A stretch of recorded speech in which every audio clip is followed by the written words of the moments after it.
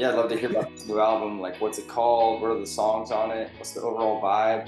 Yeah, so I mean, the album is gonna be called "I Wish This Was a Love Song," and that's kind of like the theme of the whole album is that all these are about relationships, love, like love lost, heartbreak, but none of them are really a love song. It's all about that, but none of them are actually about being in love.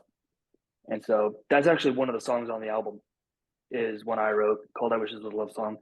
And I mean, that's what the whole song's about. And Carter and I talked about it a little bit, and we thought that was the song that kind of captured the vibe of the album the most.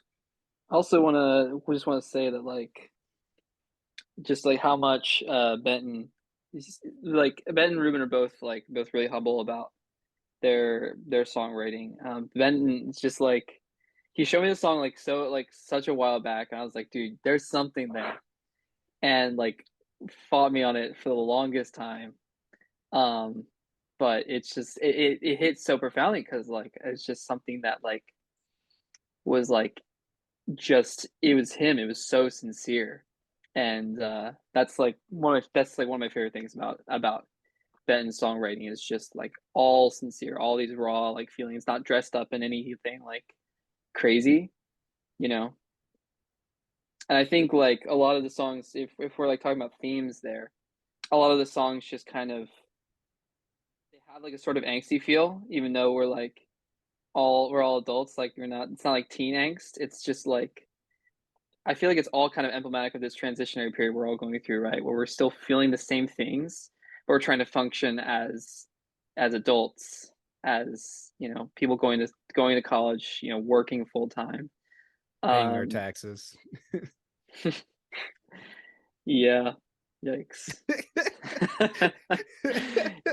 Yeah, But I've said this album's been a while in the making. I mean, it took us so long to get. I mean, all these songs together. I mean, I Wish This Was a Love Song. I started writing it back in May of 2022.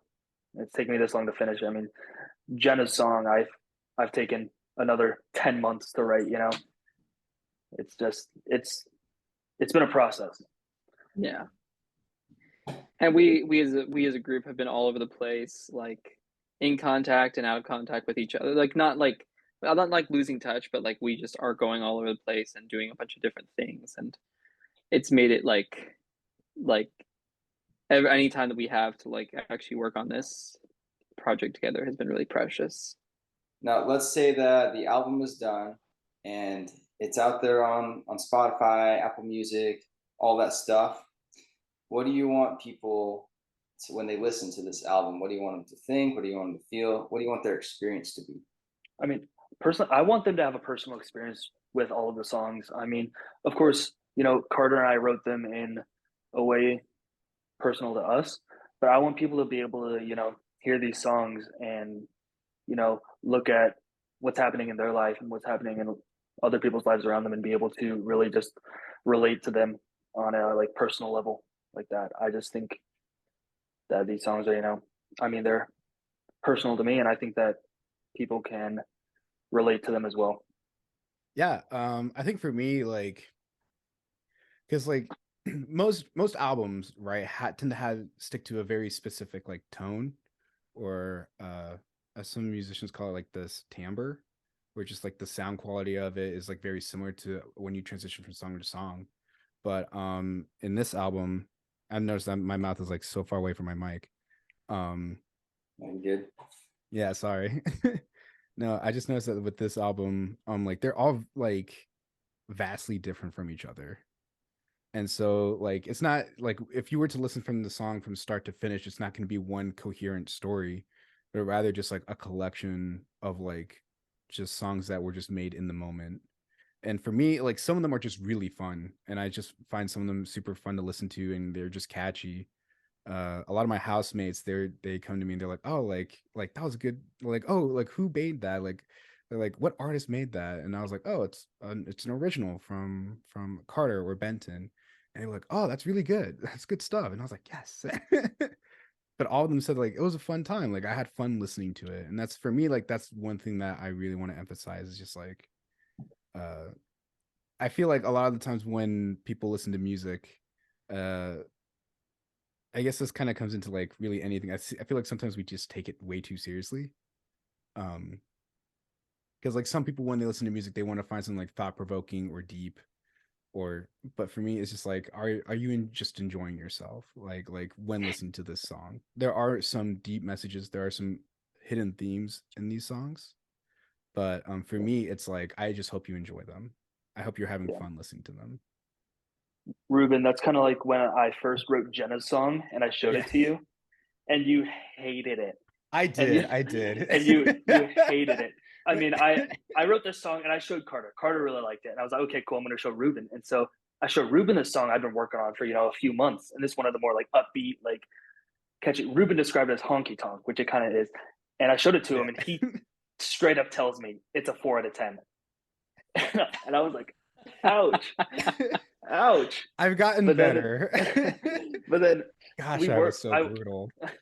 I worked on it more. We worked on it together, and I mean, it really came together as just this like, because I think Ruben thought because like most of my other stuff was pretty like a little deeper and like more like serious material, and this was the first song I wrote that was just like fun for fun's sake. Yeah. And after we worked on it for a little bit and jammed on it, and Ruben finally found a good bass line. I mean, That Ruben, was do you like it? that was half the nightmare for me. Because like I'm not a designated bass player. I just play the bass. There's a difference. And bass players tell me that all the time. And so yeah, so like yeah, that's true what he said. I forgot I said that. Oh my gosh.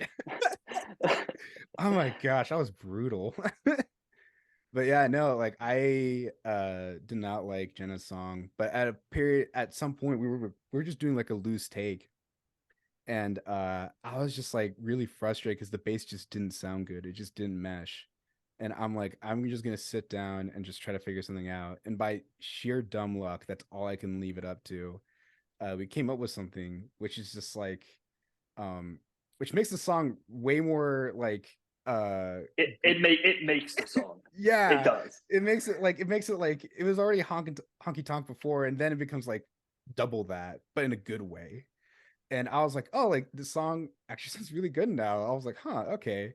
But the biggest drawback to it is the fact that every single time I play that song now, because I'm flying up and down the fretboard, and so like my hands are like on fire by the end of that song. But I'm having fun. It became a really good song that I actually came to really enjoy and play, but to the cost of both my hands. I Yeah. think we can all agree though that Honeycomb is going to be the best song on the album. Honeycomb is the best song Nah, on the fam. album. Honeycomb is going to be the best Honeycomb song on is the the album. best song on the album. Nah, It fam. is. Yeah. Carter, I Carter's a genius. That's what it is. yeah, like I know Carter mentioned the how like we were very humble, and I'm like I am, but but but Carter, I feel like he is genuinely a man that has just true hidden genius in him. Oh yeah. And he was like, I don't even remember how he presented it to me. I don't know if he presented it to us together or separately, but I just remember him just being like, oh yeah, like here's a song that I just been kind of working on.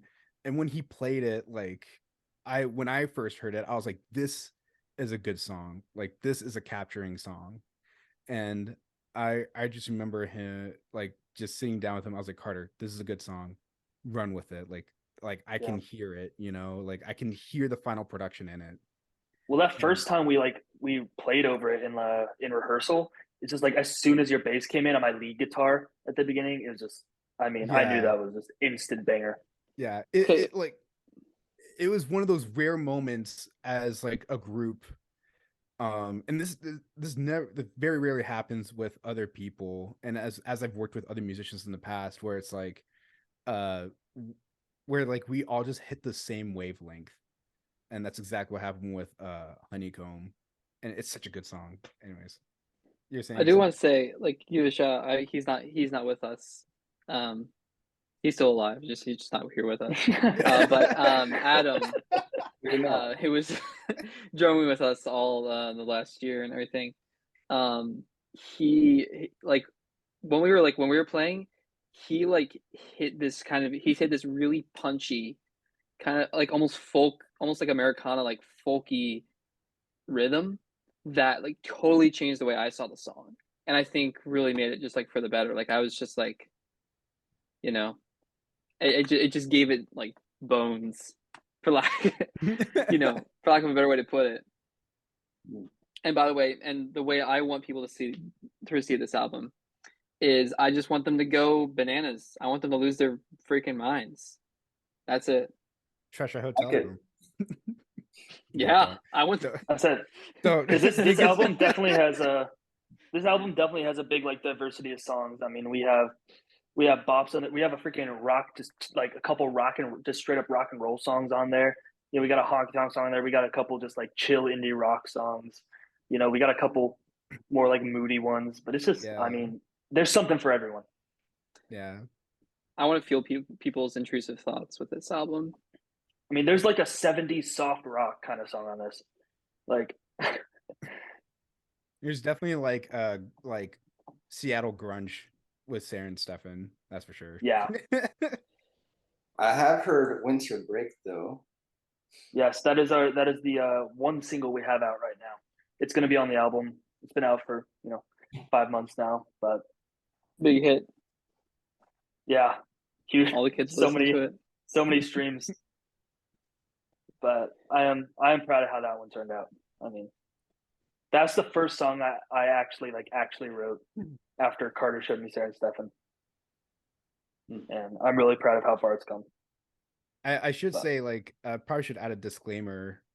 Winter Break is not gonna sound like should not be a baseline for like what our other songs are gonna become like, because like Winter Break is vastly different from this album. It's gonna sound a lot different from all the other songs.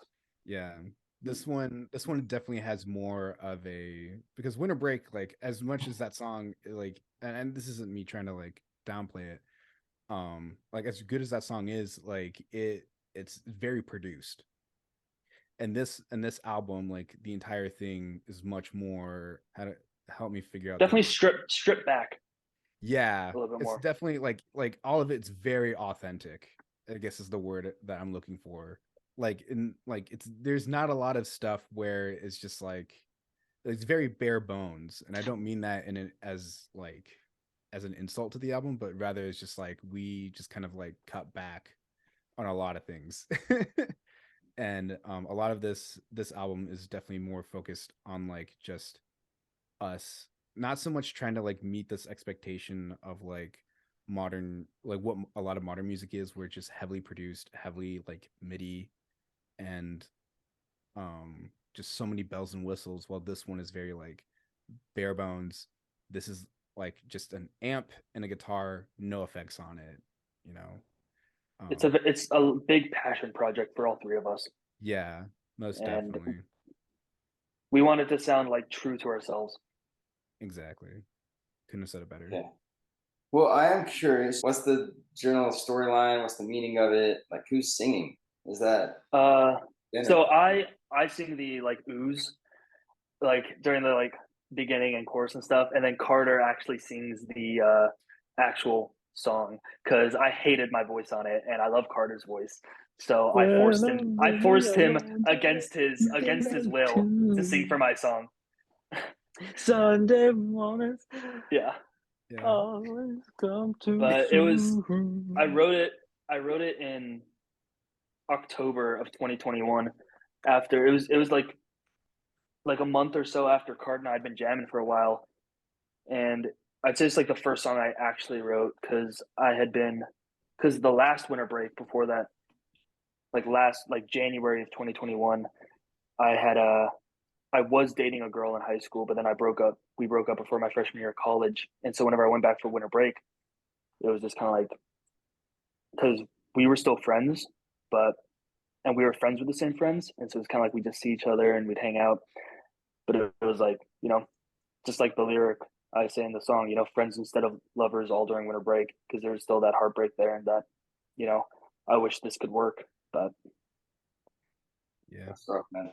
I guess to interject to answer that first question, the answer is yes. Because fun, like I actually sing a little bit of the background harmony in it, but like I'm just here and there, bits and pieces. But yeah, no, like Carter, like I think Benton said himself, like we just like Benton and I are huge fans of Carter's voice. Love it. Yeah, we're if anything, we are Carter's number one fans. I'm a Carter fanboy. Yeah, same. I'm getting the vibe right now for sure. Yeah. We're But kind of obsessed. It's a little weird. yeah, just a little bit. Just a little bit. But I remember I don't know how these two put up with me personally, actually, because I remember recording Carter's vocals and like I forget how sometimes I can be super blunt, and I don't mean it to be. You were picking him apart Yeah. on some sections.